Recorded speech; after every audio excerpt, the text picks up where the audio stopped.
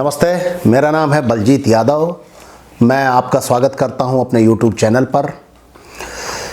अभी मैंने एक आर्टिकल पढ़ा कुछ टाइम पहले, तो मैंने सोचा कि इस विषय पर आप लोगों के सामने अपनी राय रखी जाए। आर्टिकल ये था कि जापान में एक शोध हुआ कि पानी में मेमोरी होती है, यानी पानी में याददाश्त होती है। तो मुझे थोड़ी हंसी भी आई। हंसी इसलिए आई कि मैं किसी की रिसर्च पर नहीं हंस रहा था। हंसी इसलिए आई कि हमारे ज्ञान में इतनी वृद्धि थी और हमारा ज्ञान इतना उन्नत था कि उस पे हमने भरोसा नहीं किया कि जो हमारे पंडित जी कहते हैं कि भाई संकल्प लीजिए। संकल्प में हम जल लेते हैं, चावल लेते हैं और हमेशा पूजा में जल ही लिया जाता है। संकल्प में भगवान के सामने जल भी रखते हैं हम लोग और उस जल का पान भी करते हैं, जिसको चरणामृत कहते हैं। तो पानी में मेमोरी होती है। तो भारत में शायद ज़्यादातर लोगों को नहीं पता, यंग जनरेशन में तो अब ये हो रखा है कि हमको लेना ही क्या है, हमको क्या मतलब है पानी में होती है कि नहीं होती है। MBA कर रहे हैं, अपना पैकेज ले रहे हैं, बाहर में जाए कोई, या हम हिंदुस्तान से ही बाहर चले जाएंगे, हमको क्या करना है। खैर, ये बात उन लोगों के लिए है जो रुचि रखते हैं, जो कुछ जानना चाहते हैं। पानी में मेमोरी आज से नहीं है, शायद नेचर ने उसको बनाया ही इस तरह से है। हमारे प्राचीन आप देखते हैं ऋषि मुनि कमंडल रखते थे और कमंडल रखने के बाद वो जब भी किसी को श्राप देते थे तो पानी कमंडल से जल निकालकर वो उसको मंत्र के साथ, यानी अपनी पूरी एनर्जी को यहाँ पर लाकर आज्ञा चक्र पर, और उसको फेंक देते थे उस जल को उसके ऊपर। तो वो शाप फलीभूत होता था। उसका विज्ञान ये था कि आपकी हथेली के संपर्क में जो भी चीज़ आएगी तुरंत आपके मस्तिष्क पर उसका प्रभाव पड़ेगा। आप जहर भी रखेंगे तो उसका भी तुरंत प्रभाव होगा, और जल आपने लिया है तुरंत आपके ब्रेन से कनेक्ट होगा। तो जिस संकल्प के साथ आपने वो जल लिया है उसी के साथ वो फलीभूत होगा। यानी पानी देखा जाए तो उसका अपना कोई अस्तित्व नहीं है।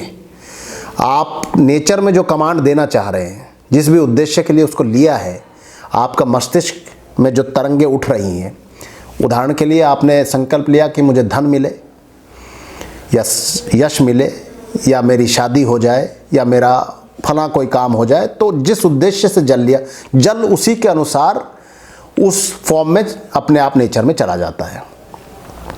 तो पानी में इतना बड़ा रिसर्च, इतना बड़ा शोध हमारा ही है ये। लेकिन हमारी विडंबना ये है भारत में कि जब तक नासा से, अमेरिका से या इंग्लैंड से कुछ होकर नहीं रिटर्न होके आ जाता है, हम उसको मानते नहीं हैं। आप एक बार अपने विषयों को जानने का प्रयास करिए। पानी में मेमोरी होती है, इसीलिए कहा जाता है कि जिसका चंद्रमा खराब होता है, ये कुंडली से जाना जा सकता है या व्यक्ति के लक्षण देखे जा सकते हैं, तो उससे पता चल जाता है। तो उसमें ये पता चलता है कि इसका चंद्रमा खराब, तो उसको कहते हैं पानी मत बहाइए। लेकिन कुछ लोग ढीठ टाइप के होते हैं, फिर भी बहाते रहते हैं, जिससे क्या नतीजा क्या होता है कि वो निरंतर डिप्रेशन में चला जाता है। उसका मन अव्यवस्थित रहता है। मन को व्यवस्थित रखने के लिए जल का सेवन किया जाता है, और उसको पीने की भी, सेवन की भी एक प्रक्रिया है। अगर जल को आप सही तरीके से पीते हैं, मन आपका एकदम संतुलित रहता है, प्रफुल्लित रहता है। और बहुत सारे आपने देखा होगा कि टीचर कहते हैं बच्चों को कि इसको पानी में घोट कर पी जाओ, या इस विषय को बिल्कुल घोट कर पी जाओ। ऐसा क्यों कहते हैं? ऐसा इसीलिए कहते हैं क्योंकि पानी में मेमोरी होती है। जब आप पानी को एक खास तरीके से ट्रांसफॉर्म करते हैं, उसको बनाते हैं, जैसे महामृत्युंजय मंत्र से उसको सिद्ध किया जाता है, तो बीमार व्यक्ति को पिलाया जाता है तो वो ठीक होने लगता है। उसी तरह पानी में जब आप कोई चीज़ बच्चे को हील करके देते हैं, तो जिस उद्देश्य से आप उसको पिला रहे हैं, वो उद्देश्य आपका पूर्ति होने लगती है। उसी तरह अगर पानी को आप विष बनाना चाहते हैं तो नकारात्मक अपनी मानसिक तरंगों से उसको जागृत कर देते हैं, जिससे व्यक्ति बीमार होने लगता है। बहुत सारी महिलाओं को मैंने देखा है कि उनकी कोख जो बांधना जिसको कहते हैं, उसका कारण ये होता है कि उनको घोल कर पिला दिया जाता है।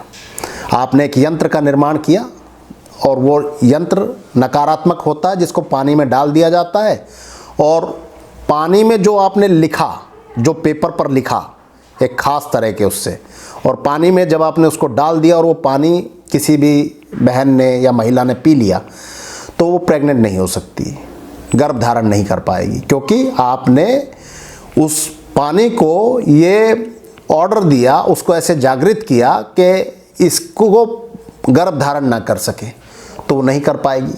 उसके लिए फिर आपको उसकी क्लीनिंग करनी पड़ेगी, दूसरे जल से शुद्धि करनी पड़ेगी, जागृत करके दैवीय ऊर्जा से। तो ये बहुत बड़ा विज्ञान है। मेरा आपसे निवेदन है कि आप इस विज्ञान को समझें, और इस विज्ञान को समझे ही नहीं, इस पर रिसर्च करें, जानने का प्रयास करें। मैं जो ये वीडियो बनाता हूँ इसमें मुझे कोई धन नहीं मिलता है, और आशा भी नहीं करता हूँ। मेरी रोजी रोटी ईश्वर ने व्यवस्था कर रखी है, वो चल रही है, मेरी इससे ज़्यादा इच्छा भी नहीं है। लेकिन मेरा मूल उद्देश्य अपने गुरु महाराज को ये था, मेरे गुरुजी ये चाहते हैं कि ज़्यादा से ज़्यादा लोग भारत में अपना बौद्धिक विकास करें। जब से कथावाचकों ने हम पर पहरा बिठाया है ढोल मंजीरे का, भागवत करा देते हैं, सुन के आनंद हो गदगद हो रहे हैं, उससे क्या लाभ हो रहा है आपको? एक कथा सुना रहा है व्यक्ति, उसके साइंस को समझिए, उसके कारण को जानिए। जब से हम इन कथावाचकों के चक्कर में पड़े हैं, या हमने साइंस को बंद कर दिया है पढ़ना, या हम किसी भी चीज़ में प्रश्न नहीं उठाते हैं, बौद्धिक गुलाम बन गए हैं। और सबसे बड़ा कारण है राजनीतिक दल, ये आपको बौद्धिक गुलाम ही बनाए रखना चाहते हैं। आपने बहुत लोगों को देखा होगा कि किसी भी पार्टी का झंडा उठा के घूमते रहते हैं, या एक फला नेता का नाम लेके उछलते रहते हैं, किसी का भी। वो आपको चाहते ही ऐसा है कि आप आगे ना बढ़ पाएँ। आगे बढ़ने के लिए तो स्वतंत्र चिंतन करना होगा, अध्ययन करना होगा, बहुत सारा आपको तप करना पड़ता है, बहुत प्रोसेस से निकलना पड़ता है। इसलिए अपने बैरिगेटिंग को तोड़िए, जो आपके ब्रेन में बैरियर्स बने हुए हैं।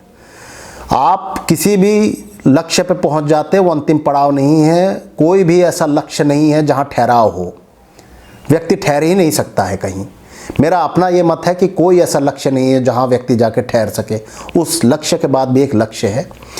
तो मेरा आपसे निवेदन है कि पूरी तरह से इस विज्ञान को समझने का प्रयास करें। इसी प्रयास में एक छोटी सी कड़ी है मेरी तरफ से, आप लोग इस पर चिंतन करें, और मुझे कमेंट बॉक्स में ज़रूर बताएं कि आपकी क्या क्या जिज्ञासाएं हैं और आप इसके विषय में क्या सोचते हैं। आशा करता हूँ आपको मेरा विषय अच्छा लगा होगा। धन्यवाद।